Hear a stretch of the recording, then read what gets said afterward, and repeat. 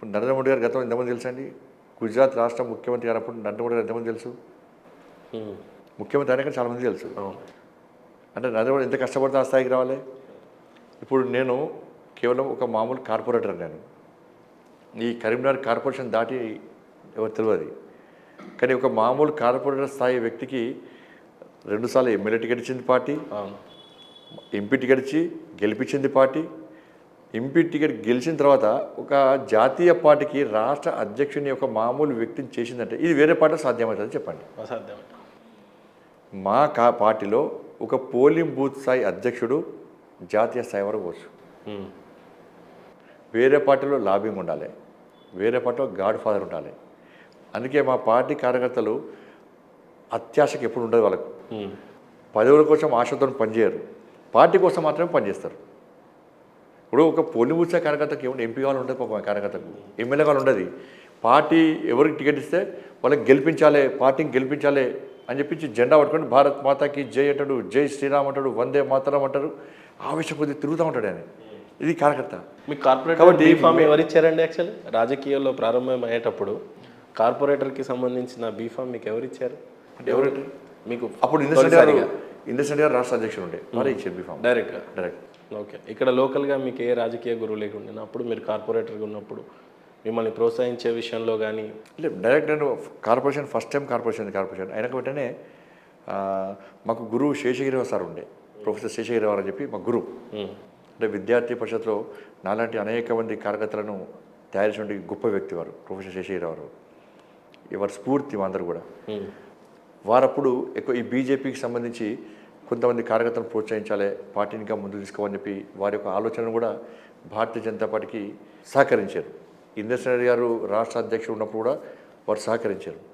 అటువంటి సమయంలో శేషగిరిరావు సార్ గారు ఏంటంటే, అరే సార్ సంజయ్ టికెట్ ఇద్దాం, ఫస్ట్ నుంచి కష్టపడుతున్నాడు, సంజయ్కి సరి కార్పొరేషన్ కొత్తగా అయింది, ఫస్ట్ టైం బీఫామ్ ఇద్దామని చెప్పించి ఇంద్రసేన గారితో మాట్లాడి, ఇంద్రసేన గారు కూడా నేనంటే బాగా పని చేస్తున్నాయి కాబట్టి వారు కూడా సంజయ్కి సార్ ఇవ్వాలని చెప్పి నాకు బీఫామ్ ఇచ్చారు. ఓకే.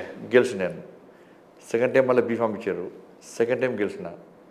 ఏమో కానీ కరీంనగర్ అయితే పెద్ద పెద్ద లీడర్నే ఇచ్చినట్టుంది ఈ రాష్ట్రానికి. అయితే కేసీఆర్ ఇక్కడ నుంచి వచ్చిన ఆయన ముఖ్యమంత్రి అయ్యాడు, ఇక్కడ నుంచి వచ్చిన ఇంద్రసేన రెడ్డి గారే అప్పట్లో ప్రెసిడెంట్. విద్యాసాగర్ రావు గారు కూడా గవర్నర్గానే. విద్యాసాగర్ రావు రాష్ట్ర అధ్యక్షులు అయ్యారు, ప్లస్ మురళీధరరావు గారు కూడా ఈ జిల్లాకు సంబంధించిన వ్యక్తి. వారు జాతీయ ప్రధాన కార్యదర్శి, ప్లస్ అంత ముందు కూడా స్వదేశీ జాగరణ మంచుకు రాజీనారు ఉండే. కట్ చేశారు. కరీంనగర్ నుంచి వచ్చిన కేసీఆర్ గారేమో రాష్ట్రానికి ముఖ్యమంత్రి అయ్యారు. ఒక పక్క రీసెంట్గా చూసినట్లయితే విద్యాసాగర్ రావు గారు గవర్నర్ అయ్యారు. అంతో ఇంతో రేపు ముఖ్యమంత్రి స్థాయికి వెళ్ళిపోయే బండి సంజయ్నేమో ఆ రోజు తప్పించారేమో, మేబీ మీరు అవ్వాల్సిన వాళ్ళు ఆగిపోయారేమో అని అనిపించింది నాకు. నేను క్లియర్ ముఖ్యమంత్రి మా పార్టీలో ముఖ్యమంత్రి కావాలనుకుంటే కారు, ముఖ్యమంత్రి కావాలనుకుంటే కమిట్మెంట్తో పనిచేసి ప్రజా ఆమోదం పొందితే క్రమశిక్షణ పనిచేస్తే ముఖ్యమంత్రి అవుతారు. వాళ్ళ నేను ముఖ్యమంత్రి కావాలని చెప్పి నేను ఎప్పుడు అనుకోలేదు. ముఖ్యమంత్రి కావాలనుకుంటే మొత్తం ఫస్ట్ పార్టీ అటువంటి సహించదు కూడా.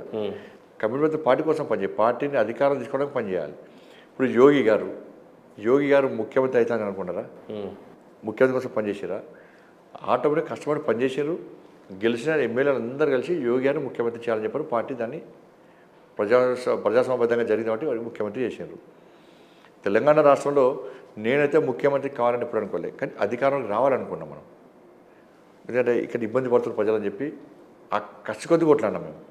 ముఖ్యమంత్రి కావాలని చెప్పి ఏ రోజు కూడా నేను చాలామంది సీఎం అంటే కూడా నేను చాలాసార్లు వారించిన, 2 చేతులు జోడించి కూడా మొక్కిన. నిన్నగాక మొన్న ఆదిలాబాద్లో మోడీ గారి మీటింగ్ అయితే అక్కడ అఫీషియల్ ప్రోగ్రామ్ జరుగుతుంటే కూడా మీడియా సాక్షిగానే వాళ్ళు సీఎం అంటే ప్లీజ్ దండం పెడతా అని చెప్పి దండం పెట్టినాను. అట్లా సీఎం కావాలని ఏ రోజు నేను అనుకోలేదు.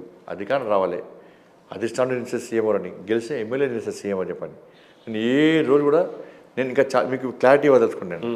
మా పార్టీ మీటింగ్ లేనప్పుడు వేదిక మీద చెప్పిన, నేను సీఎంను కాను కానీ సీఎంను చేస్తా, నేను సీఎంను కాను సీఎంను చేస్తా. నేను కార్యకర్తలు అందరూ కలిసి సీఎంను చేద్దాం. ఈ వేదిక మీద నాయకులు ఎవరైనా సీఎం అవుతారు. వాళ్ళు మేము ఇవాళ ప్రజలకు ఇస్తున్న హామీలను మీరు ముఖ్యమంత్రి అయిన తర్వాత దాన్ని అమలు చేయాలని చెప్పిన చాలా సందర్భాల్లో. నేను ముఖ్యమంత్రి అవుతా అనుకుంటే నేను అవుతా అని చెప్పుకుంటాను, ఎవరు ఆపుతారు? నేను ముఖ్యమంత్రి నాకు ఓటు అని చెప్పుకుంటాను. కానీ అది కాదు, పార్టీ పద్ధతి కాదు. అట్లా అనుకుంటే కూడా అది మూర్ఖత్వమే. నేను ముఖ్యమంత్రి అవుతా అని చెప్పి ఇంతవరకు ఏ కార్యకర్త చెప్పలే, ఏ నాయకుడు చెప్పలే, ఏ మీడియాకి చెప్పలే, నేను చూడలేపలే, ఫోన్లు చేసి చెప్పలే, ఇంటర్నెట్ చెప్పలే, బహిర్గతంగా చెప్పలే. చెప్పేటువంటి వ్యక్తి నేను కాదు.